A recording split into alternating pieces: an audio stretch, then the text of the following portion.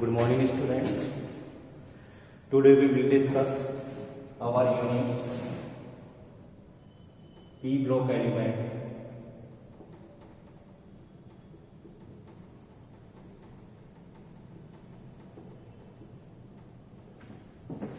and today topic is silicates.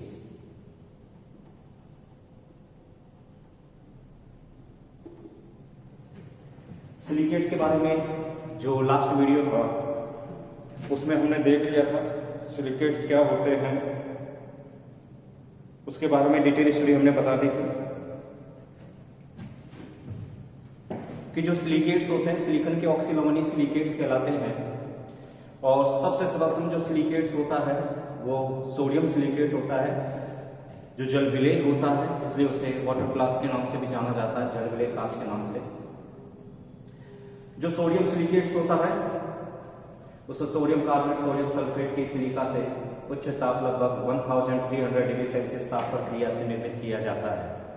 इसके अलावा जितने भी खनिज सिलिकेट होते हैं जो प्रकृति में ज्ञात हैं, तो प्रकृति में पाए जाने वाले ज्ञात सिलिकेट जल में अविलेय होते हैं और जल अविलेय होने के कारण ये खनिज सिलिकेट्स इनकी संरचना भी थोड़ी जटिल होती है। कुछ जल में अविलेय है, इनकी संरचना जटिल होती है और ये खनिज सिलिकेट के नाम से जाने जाते हैं। फिर बाद में आवश्यकता हुई कि सिलिकेटों का वर्गीकरण किया जाए, तो सिलिकेटों के वर्गीकरण के लिए बहुत से सिद्धांत आए। प्रारंभ में कुछ जटिलताएं भी आई कि भाई सिलिकेट्स में केंद्रीय धातु आयन के रूप में Si4+ आयन होता है जिसकी आयनिक त्रिज्या आयनिक रेडियस लगभग 0.50 एंगस्ट्रॉम होती है। ठीक इसी प्रकार Al3+ आयन की आयनिक त्रिज्या 0.55 एंगस्ट्रॉम होती है। चूंकि दोनों के आयनिक आकार लगभग समान होते हैं, इसलिए सिलिकेटों में उपस्थित केंद्रीय धातु आयन Si4+ को Al3+ आयनों द्वारा अगर प्रतिस्थापित कर दिया जाए तो पॉजिटिव चार्ज में 1 यूनिट की कमी हो जाती है एवं क्रिस्टल की वैद्युत उदासीनता को बनाए रखने के लिए कुछ अतिरिक्त धनावेश एकल संयोजित धातु आयनों के द्वारा क्रिस्टल जालक में प्रवेश करता है। सामान्यतः एकल संयोजित धातु आयन के रूप में हम काम में क्या ले सकते हैं, sodium ion and then potassium ion. इसके अलावा भी हम कैल्शियम, मैग्नीशियम इत्यादि धातु आयनों का भी प्रयोग कर सकते हैं। तो जितने भी ज्ञात सिलिकेट्स थे उनके अंदर ये सभी चीजें देखी गई थी। फिर बाद में ये भी देखा गया कि भाई इनके जो सिलिकेट्स के अंदर सिलिकॉन और ऑक्सीजन परमाणु होंगे, इनकी आयनिक त्रिज्याओं का जो डिफरेंस होता है Si4+ और O2-, तो इनकी आयनिक जो रेडियस का जो डिफरेंस होगा, वो जो डिफरेंस पाया गया था उस डिफरेंस को भी देखा गया और उस आधार पर यह कहा गया कि भाई इनका जो Si4+ और O2- आयनों का जो आयनिक त्रिज्या मानों का जो अनुपात होता है वो 0.36 आता है, जो ये दर्शाता है कि सिलिकॉन की समन्वय संख्या 4 ही होती है, जबकि एल्यूमिनियम की समन्वय संख्या 4 और 6 होती है। तो अगर मान लीजिए एल्यूमिनियम की समन्वय संख्या 6 है तो उस स्थिति के अंदर AlO6 आयन मान मौजूद होंगे। SiO4 को अगर AlO4 के द्वारा प्रतिस्थापित कर देंगे जब तो क्रिस्टल संरचना में कोई डिफरेंस नहीं आएगा।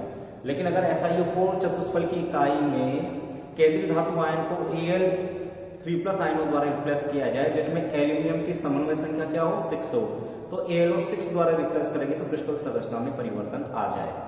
ओके, तो इस आधार पर यह कहा गया कि भाई इनका प्रारंभिक विश्लेषण तो कठिन रहा। तो और इसके अलावा जितने भी ज्ञात सिलिकेट्स होते हैं उनमें बहुत सी स्टोइकियोमेट्री पाई जाती है और बहुत सी स्टोइकियोमेट्री होने के कारण और उनके द्वारा किसी विशेष नियम का पालन ना किए जाने का, चूंकि ज्ञात सिलिकेटों में बहुत सी स्टोइकियोमेट्री पाई जाती है जो किसी नियम विशेष का पालन भी नहीं करती है, इसलिए सिलिकेट्स का वर्गीकरण स्टोइकियोमेट्री के आधार पर नहीं किया जाता। तो फिर किस आधार पर किया जाए, तो ये देखा गया कि भाई सिलिकेटों में SiO बंध की उपस्थिति पाई जाती है और उस SiO बंध में 50-50% आयनिक और कोवेलेंट कैरेक्टर्स होते हैं, आयनिक लक्षण होते हैं और सहसंयोजी लक्षण होते हैं, क्योंकि सिलिकॉन व ऑक्सीजन परमाणु की विद्युत भिन्नता मानों का अंतर 1.7 आता है, जो ये दर्शाता है कि SiO बंध में 50% लक्षण आयनिक होंगे, 50% लक्षण सहसंयोजी होंगे। ओके स्टूडेंट्स, तो 50-50% उनमें आयनिक और कोवेलेंट कैरेक्टर्स होते हैं और सिलिकॉन की समन्वय संख्या 4 होने के कारण यह कहा गया कि सिलिकेटों में सिलिकॉन केंद्रीय धातु परमाणु के रूप में मौजूद होता है जो 4 ऑक्सीजन परमाणुओं से चतुष्फलकीय रूप से घिरा हुआ रहता है। इसलिए सभी सिलिकेटों में मूल संरचनात्मक इकाई SiO4 होती है, ये बताया गया।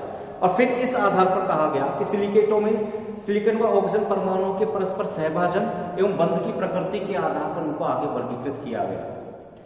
तो SiO4 जो यूनिट होगी, तो सिलिकेटों को SiO4 चतुष्फलकीय इकाई के परस्पर सहभाजित होकर बंधित होने के आधार पर वर्गीकृत किया गया और सामान्यतः इन्हें 2 क्लासों में डिवाइड किया गया था, जो मैं आपको बता चुका रिसेंटली पिछले वीडियो में।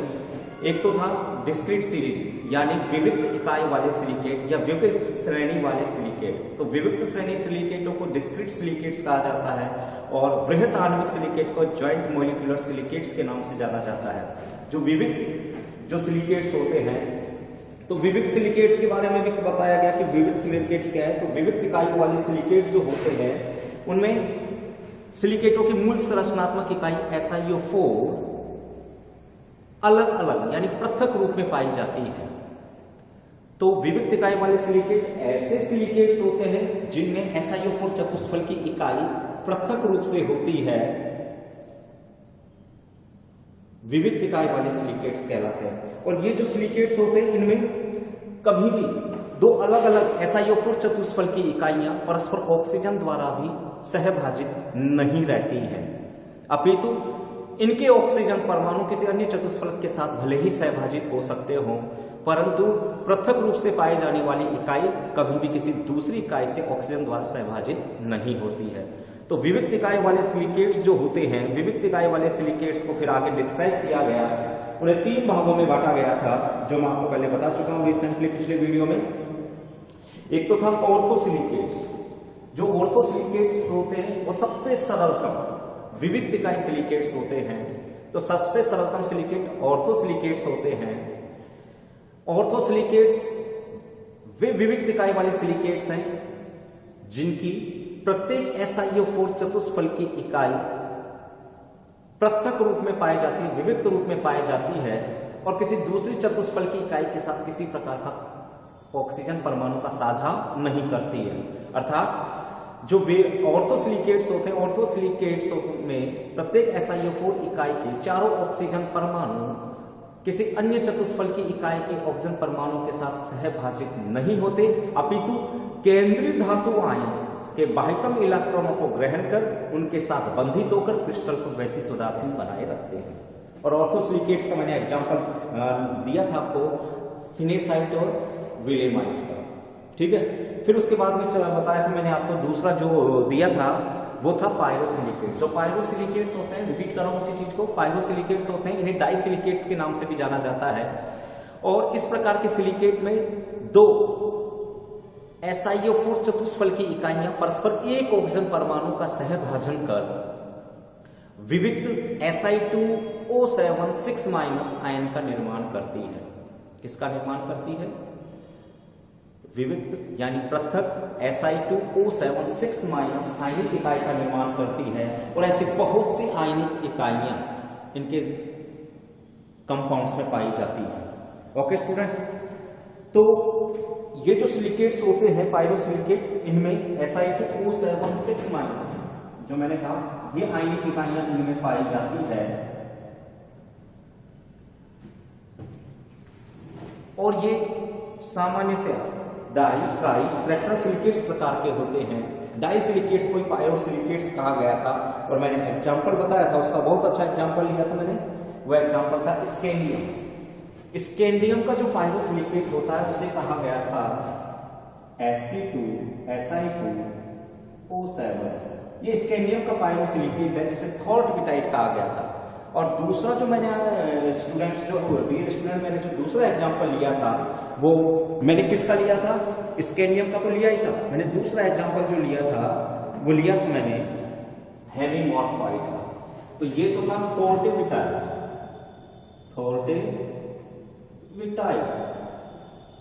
जो स्कैंडियम का पायरोसिलिकेट है। और दूसरा मैंने एग्जांपल लिया था हेमीमॉर्फाइड, वो जिंक का होता है Zn3 Si2O7 Zn OH का होल ट्वाइस S2। एग्जाम्पल यही था स्टूडेंट्स। एक तो था आपको कौन सा, फोर्टिमिटेड, दूसरा था हेमीमॉर्फाइट। जो हेमीमॉर्फाइट होता है, जो मैंने फार्मूला लिखा Zn3Si2O7 ZnOH का होल ट्वाइस H2O, ये हेमीमॉर्फाइट है। ये दोनों ही पायरोसिलिकेट्स हैं, ये जिंक का पायरोसिलिकेट और स्कैंडियम धातु का पायरोसिलिकेट। ठीक है, ये भी मैंने आपको बता दिए थे लास्ट वीडियो में। अब हम बात करते हैं नेक्स्ट चक्री सिलिकेट, जो भी मैंने लास्ट वीडियो में बताया था। चक्री सिलिकेट्स क्या होते हैं? चक्री सिलिकेट वे विविध इकाई वाले सिलिकेट हैं जिनकी प्रत्येक SiO4 चतुष्फल की इकाई के 2 ऑक्सीजन परमाणु अन्य चतुष्फल की इकाइयों से सहभाजित होते हैं, जिससे चक्री वाले तंत्र का निर्माण होता है। इन्हें मेटासिलिकेट के नाम से भी जाना जाता है और इनका सामान्य सूत्र होता है SiO3 का होल एंड 2n माइनस। इनका सामान्य सूत्र क्या होता है? SiO3 का होल एंड 2n माइनस।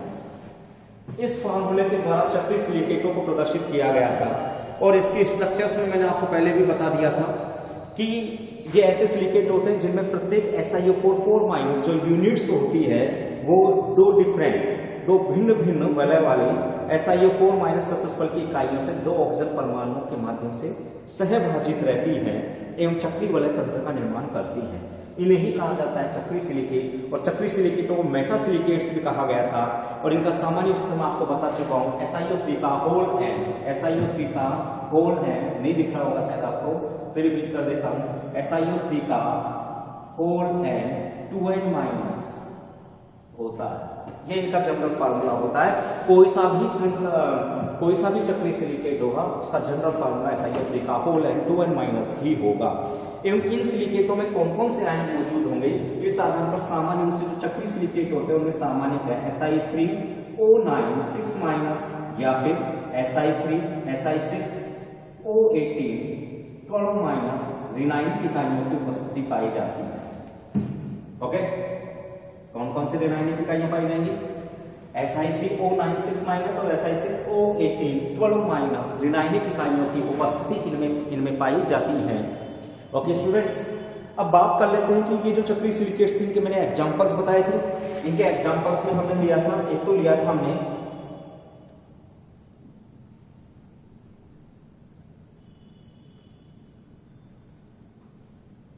मैंने इसमें एग्जांपल लिया था वोलेस्टोनाइट, कैल्शियम का था, Ca3Si3O9 वोलेस्टोनाइट। बेनिटाइट मैंने लिया है स्टूडेंट्स, जो आपको ध्यान हो तो बेनिटाइट और बेरिल। बेनिटाइट के बारे में बताया था, बेरियम टाइटेनियम का सिलिकेट है Si3O9, एक तो था बेनिटाइट। तो बेनिटाइट का मैंने फार्मूला ये लिया था Si3O9, और दूसरा था ये तो कहलाता है बेनिटाइट, ये वोलेस्टोनाइट, और एक लिया था मैंने बेरिल के लिए मैंने लिया था Be3Al2Si। हाँ, अब बात करते हैं इसकी, चूंकि हमने पोजीशंस लिए ना, तो पोजीशंस क्या होगी? तो पोजीशंस में संख्या बढ़ जाएगी, क्योंकि बेरिलियम और एल्युमिनियम का सिलिकेट है इसके। तो क्या करेंगे? SiO3 जो हमने काम में लिया था कि Si3 का होल एंड 2n माइनस होता है, इस अगर फॉर्मूले के अकॉर्डिंग लेंगे तो क्या प्रोडक्ट बनेगा? तो इसके अंदर ये वाली स्ट्रक्चर्स पाई जाती है Si6O18। ओके स्टूडेंट्स, तो हम इसको डाल सकते हैं, इसमें डाल सकते हैं, चाहे इसको डाल सकते हैं, एक ही बात है। तो ये ध्यान रखिएगा, इसका फॉर्मूला हो जाएगा Be3Al2Si6O18। ओके, अब इसको हम मल्टीप्लाई भी कर सकते थे, हम इसको शॉर्ट रूप में भी लिख सकते थे कि किस प्रकार की संरचना होगी, क्या पाया जाएगा इसके अंदर, वो सारी चीजें हम वहां भी बता सकते थे। तो स्टूडेंट्स, तो आपको ये सारी चीजें आपको पता हो गई कि एक्चुअली में फॉर्मूला क्या होता है। इसे कहा गया था क्या? बेरिल। और बेरिल आप जानते हो क्या होती है? जो धातु होती है, पन्ना धातु, उंगली में पहनी जाती है, नग होता है, बेरिल कहलाता है, वो ही ये है। ओके, अब बात कर लेते हैं इससे क्या है, वोलेस्टोनाइट, बेनिटाइट और बेरिल।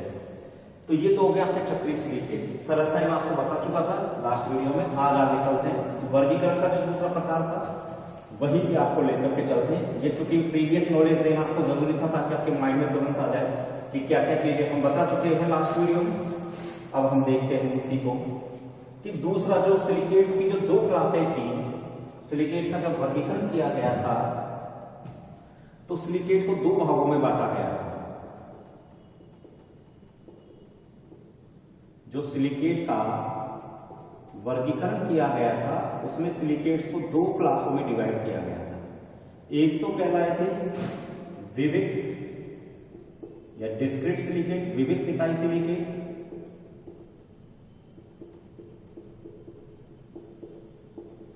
और दूसरे थे वृहत आणविक सिलिकेट। अब जो विविक्त सिलिकेट थे उनकी कैटेगरी में आपको बता चुका हूं। कितनी कैटेगरी अभी मैंने प्रीवियस नॉलेज बताई आपको, वो 3 प्रकार के थे। Ortho silicate, pyro silicate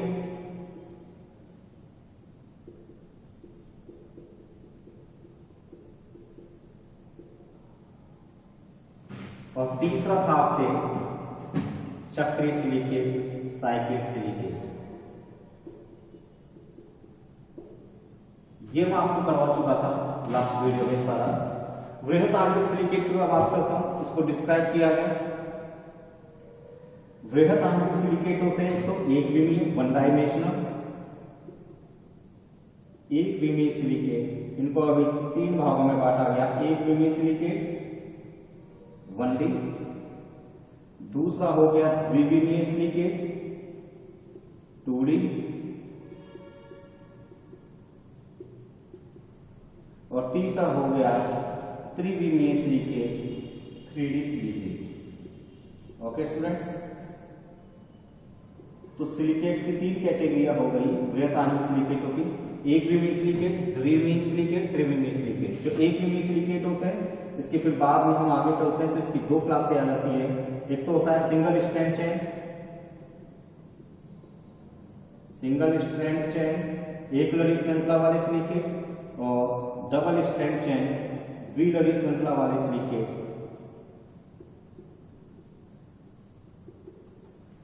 single strand chain silicate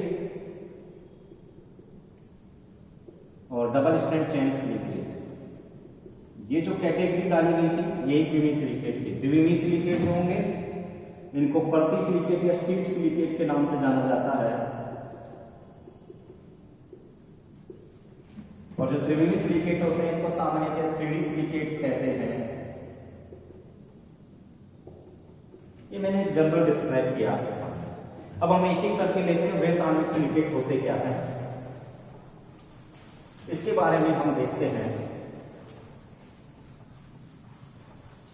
ये एक्चुअली में ये वृहत आणविक सिलिकेट है क्या?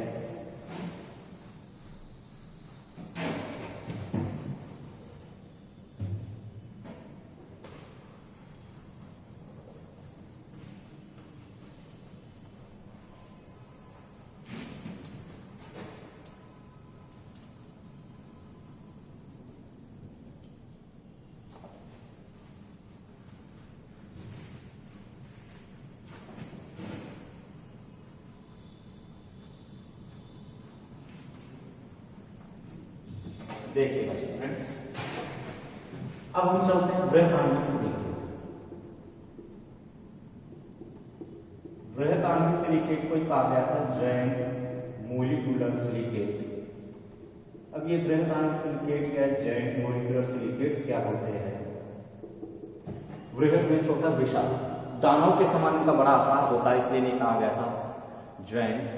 मॉलिक्यूलर इसलिए क्योंकि बहुत सारे छोटे छोटे छोटे अणु मिलकर के बहुत बड़ी संरचना का निर्माण करे, इसलिए आणविक। तो वृहत आणविक सिलिकेट्स। अब वृहत आणविक सिलिकेट्स क्या होते हैं इसके बारे में आपको डिस्क्राइब कर रहा हूं कि जो ये वृहत आणविक सिलिकेट होते हैं ये ऐसे सिलिकेट्स हैं। वृहत आणविक सिलिकेट्स क्या है? ये वृहत आणविक जो सिलिकेट्स होते हैं ये ऐसे सिलिकेट्स होते हैं जिनमें अलग अलग, इन सिलिकेटों में अलग अलग यानी वृहत आणविक सिलिकेट ऐसे सिलिकेट्स हैं जिनमें SiO4 चतुष्फलकी इकाइयां अलग अलग या विविक्त रूप में नहीं होती, अपितु इनके लगातार संघनन से एक ऐसी संरचना बन जाती है जो पूरे क्रिस्टल जालक में एक सिरे से दूसरे सिरे तक फैली रहती है।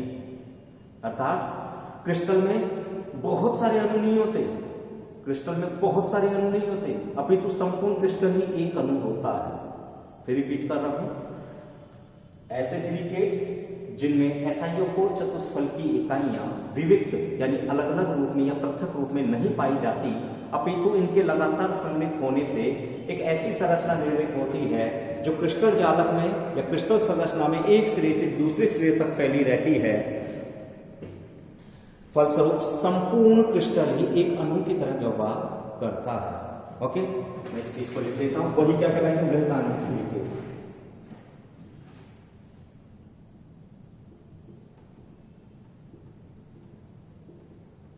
इस प्रकार के सिलिकेटों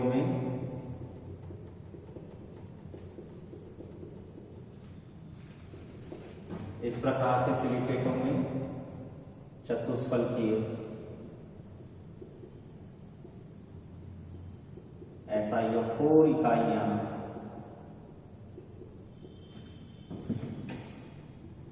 विविक्त नहीं होती हैं। विविक्त मीन्स अलग। इस प्रकार के सिलिकेटों में चतुष्फलकीय SiO4 इकाइयां विविक्त नहीं होती, अपितु इनके लगातार सम्मिलित होने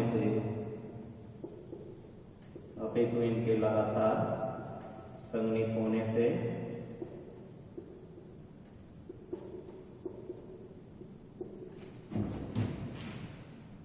एक ऐसी संरचना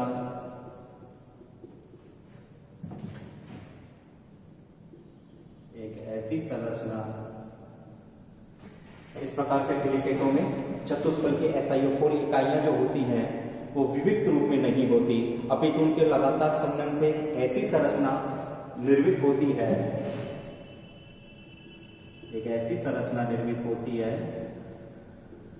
जो क्रिस्टल जालक में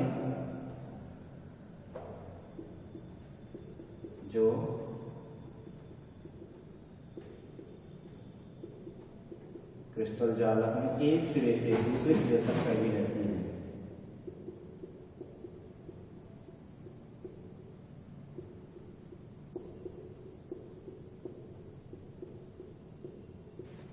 जो क्रिस्टल जालक में एक सिरे से दूसरे सिरे तक फैली रहती है। ओके स्टूडेंट्स, स्पीड से लिख रहा हूं, थोड़ा ध्यान रखिएगा। इस प्रकार के सिलिकेट्स में चतुष्फलकीय SiO4 इकाइयां विविक्त नहीं होती, अपितु इनके लगातार सम्मिलित होने से एक ऐसी संरचना निर्मित होती है जो क्रिस्टल जालक में एक सिरे से दूसरे सिरे तक फैली रहती है। अर्थात संपूर्ण क्रिस्टल ही एक अणु की तरह व्यवहार करता है। क्या कहलाते हैं? वो बृहत आणविक सिलिकेट्स कहलाते हैं। अब इन बृहत आणविक सिलिकेटों को कितने वर्गों में डिवाइड किया गया था ये मैं आपको बता चुका। ये क्या कहलाते हैं? बृहत आणविक सिलिकेट। फिर रिपीट कर रहा हूँ, इस प्रकार के सिलिकेटों में चतुष्फलकीय SiO4 इकाइयां विविक्त नहीं होती, अलग अलग नहीं होती, अपितु वो लगातार सम्मिलित होकर के एक ऐसी संरचना निर्मित करती है जो संपूर्ण क्रिस्टल जालक में एक सिरे से दूसरे सिरे तक फैली रहती है। ओके स्टूडेंट्स, एवं संपूर्ण अणु ही उस अवस्था में संपूर्ण क्रिस्टल जालक की उस अवस्था में अणु की तरह व्यवहार करता है। क्या कहलाते हैं? बृहत आणविक सिलिकेट्स कहलाते हैं। नेक्स्ट, अब बृहत आणविक सिलिकेटों को कितने क्लासों में डिवाइड किया गया? बृहत आणविक सिलिकेटों को जिन क्लासों में डिवाइड किया गया था उनके बारे में हम देखते हैं।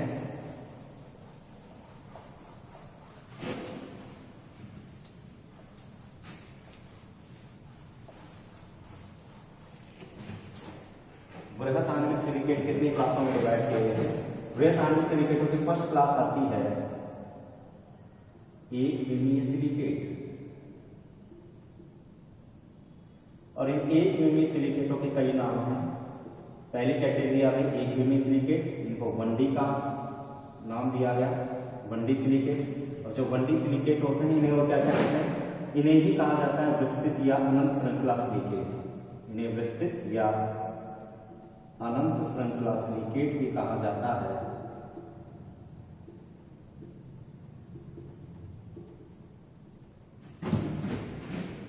इन्हें विस्तृत या अनंत श्रृंखला सिलिकेट के उपनाम से भी जाना जाता है, 1D सिलिकेट या एक यूनिट सिलिकेट को। ओके,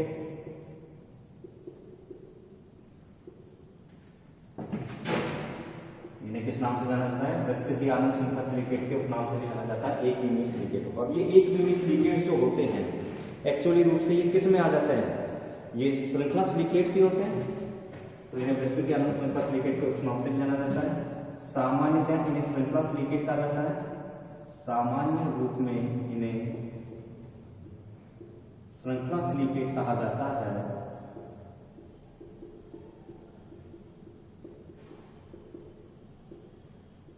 सामान्य रूप में इन्हें क्या कहते हैं? सामान्य रूप में इन्हें श्रृंखला सिलिकेट कहते हैं। नेक्स्ट पॉइंट, अब हम बात करते हैं जब इन्हें चेन सिलिकेट कहेंगे तो चेन बहुत सारी हो सकती है। एक तो होती है सिंगल स्ट्रैंड, एक लड़ी श्रृंखला हो सकती है, द्विलड़ी हो सकती है, बहुत सारी हो सकती है भाई, तो श्रृंखलाओं की डिपेंड करते हैं। तो अब जो श्रृंखला सिलिकेट होते हैं इनको कहा हमने कि इन्हें एक यूनिट सिलिकेट जो होते हैं इन्हें सामान्य रूप से श्रृंखला सिलिकेट कहते हैं, और इनको विस्तृत या अनंत श्रृंखला सिलिकेट के उपनाम से भी इन्हें जाना जाता है। ओके स्टूडेंट्स, अब चूंकि इस प्रकार के सिलिकेट में क्या होता है, तो इस प्रकार के सिलिकेट में होता क्या है, जो दो सिलिकेट इकाइयां थी, SiO4 इकाइयां थी, तो इस प्रकार के सिलिकेट में दो SiO4 इकाइयां परस्पर एक ऑक्सीजन परमाणु के सहभाजन या शेयरिंग द्वारा बंधित रहती हैं। ओके, जिससे एक श्रृंखला का निर्माण होता है। रिपीट कर रहा हूं, इस प्रकार के सिलिकेट में दो SiO4 चतुष्फल की इकाइयां परस्पर एक ऑक्सीजन परमाणु द्वारा सहभाजित रहती हैं एवं इनका सहभाजन एक ही दिशा में होता है, जिससे लंबी श्रृंखला वाले सिलिकेट्स निर्मित होते हैं। कुछ आया समझ में? फिर रिपीट कर रहा हूं, इस प्रकार के सिलिकेट्स में क्या होता है, इस प्रकार के सिलिकेट में दो भिन्न भिन्न SiO4 इकाइयां परस्पर एक ऑक्सीजन परमाणु के माध्यम से सहभाजित होंगी, संगठित होती है। तो श्रृंखला सिलिकेट क्या है? जो श्रृंखला सिलिकेट्स होते हैं इसके बारे में रिपीट कर रहा हूं कि ये ऐसे सिलिकेट हैं जिनमें SiO4 चतुष्फल की इकाइयां कितनी? कम से कम दो। तो इस प्रकार के ऐसे सिलिकेट्स जिनमें कम से कम दो SiO4 चतुष्फल की इकाइयां परस्पर ऑक्सीजन परमाणु द्वारा सहभाजित होकर किसका निर्माण करती है? श्रृंखला का निर्माण करती हैं, जो कि इनमें ऑक्सीजन परमाणु का सहभाजन एक ही दिशा में होता है, इसलिए ये लंबी श्रृंखला वाले सिलिकेट्स निर्मित करती हैं, जिन्हें कहा जाता है श्रृंखला सिलिकेट या एक यूनिट सिलिकेट, वन डायमेंशन। अब इन्हें दो भागों में बांट दिया गया था, सिंगल स्ट्रैंड और डबल स्ट्रैंड। ठीक है स्टूडेंट्स, तो ये अलग अलग तरह के होते हैं, इनके बारे में अलग अलग क्वेरीज दी गई थी कि भाई एक लड़ी वाले क्या होते हैं, द्विलड़ी वाले क्या होते हैं। तो एक्चुअली रूप में क्या होता है, इनमें जो प्रत्येक SiO4 जो इकाई होती है उसके दो ऑक्सीजन परमाणु अन्य से साझित रहते हैं। शॉर्ट रूप में मैं कहूं तो क्या कहूं, तो भाई इस प्रकार के सिलिकेट में दो SiO4 चतुष्फल की इकाइयां परस्पर एक ऑक्सीजन परमाणु द्वारा साझित होकर क्या करती है?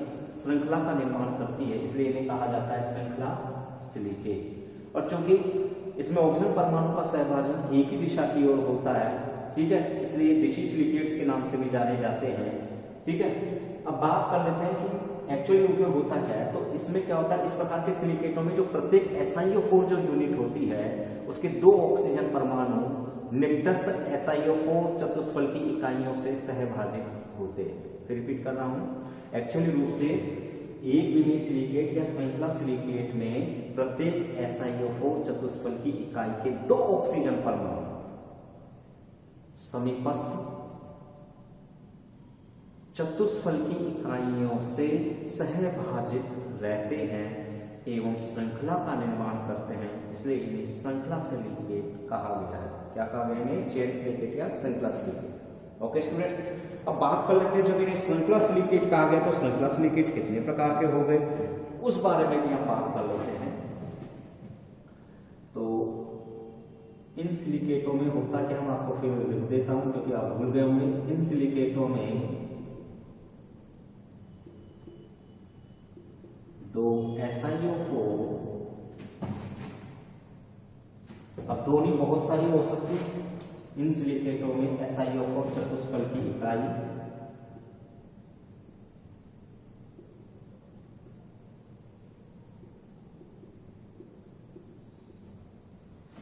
इन सिलिकेटों में SiO4 चतुष्फल की इकाइयां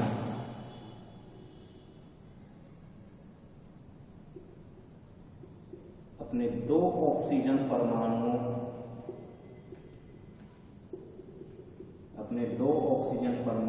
को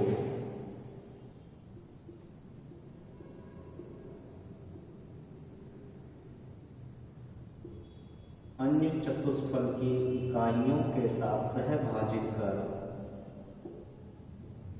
इन सिलिकेटों में SiO4 चतुष्फल की इकाइयां अपने 2 ऑक्सीजन परमाणुओं को, इनमें क्या होता है इन सिलिकेटों में SiO4 चतुष्फल की इकाइयां अपने 2 ऑक्सीजन परमाणुओं को अन्य चतुष्फल की इकाइयों के साथ साझित कर श्रृंखला का निर्माण करती हैं।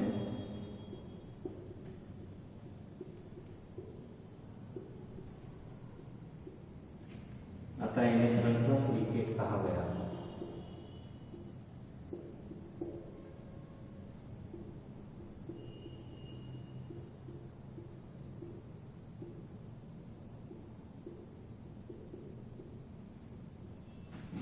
ओके, अब आगे चलते हैं। इनमें क्या होता है, जो SiO4 चतुष्फल की इकाई होती है वो अपने 2 ऑक्सीजन परमाणुओं को अन्य चतुष्फल की इकाइयों के साथ साझित कर श्रृंखला का निर्माण करती है, इन्हें श्रृंखला सिलिकेट कहा गया। अब स्टूडेंट्स बात करते हैं किस प्रकार से होगा इनका निर्माण। अब इन्हें भी कितने भागों में बांटा गया, ये भी 2 प्रकार से होते हैं, क्योंकि श्रृंखलाओं का जो निर्माण हो रहा है। अब उसके अंदर एक तो होता है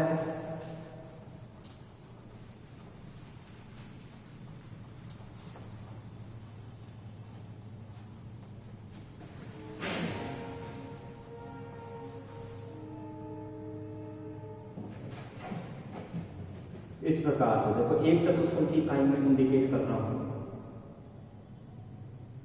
यही oxygen, oxygen,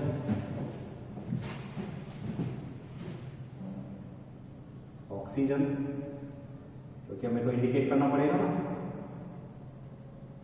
and then oxygen. 4 oxygen हो गए SiO4 में, और बीच में ये आपका हो गया सिलिकॉन परमाणु। ये एक SiO4 इकाई है। अब इस एक SiO4 के कोई से भी 2 ऑक्सीजन परमाणु समीपस्थ अन्य चतुष्फल की इकाइयों के साथ, अब जो प्रत्येक, जी मैंने कहा था इस प्रकार के सिलिकेट में प्रत्येक चतुष्फल की इकाई क्या करती है, अपने 2 ऑक्सीजन परमाणुओं को अन्य चतुष्फल की इकाइयों के साथ साझित कर श्रृंखला का निर्माण करती है। इसलिए इन्हें कहा गया था श्रृंखला सिलिकेट। कैसे करेगी, एक चतुष्फल की इकाई अब दूसरी चतुष्फल की इकाई के साथ साझा करेगी तो ये भाग लेगा, किस तरह से भाग लेगा, ये हमने इंडिकेट किया। यहां ऑक्सीजन हो सकता है, यहां ऑक्सीजन हो सकता है, और यहां ऑक्सीजन हो सकता है।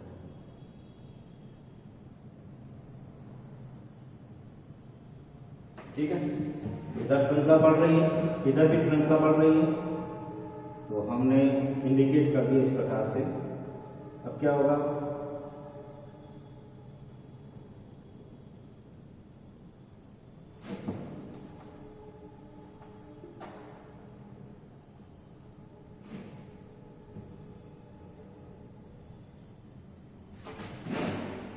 देखिएगा इस प्रकार से चैन चलती जाएगी। ओके, यहीं तक का बना देते हैं, बहुत है सफिशिएंट। अब यहां क्या करेंगे, ऑक्सीजन, यहां ऑक्सीजन, यहां ऑक्सीजन, यहां ऑक्सीजन। ओके स्टूडेंट्स, कोई सी भी चतुष्फल की इकाई ले लो, चाहे ये ले लें, तो इसके 2 ऑक्सीजन अन्य चतुष्फल की इकाई के साथ साझित हो रहे हैं। इसके मैं बात करूं तो इसके लिए 2 ऑक्सीजन परमाणु अन्य चतुष्फल की इकाइयों के साथ साझित हो रहे हैं। इस चतुष्फल की इकाई के दोनों ऑक्सीजन 2 अन्य चतुष्फल की इकाइयों के साथ साझित। इस चतुष्फल की इकाई के दोनों ऑक्सीजन परमाणु 2 अन्य चतुष्फल की इकाइयों के साथ साझित हो रहे हैं।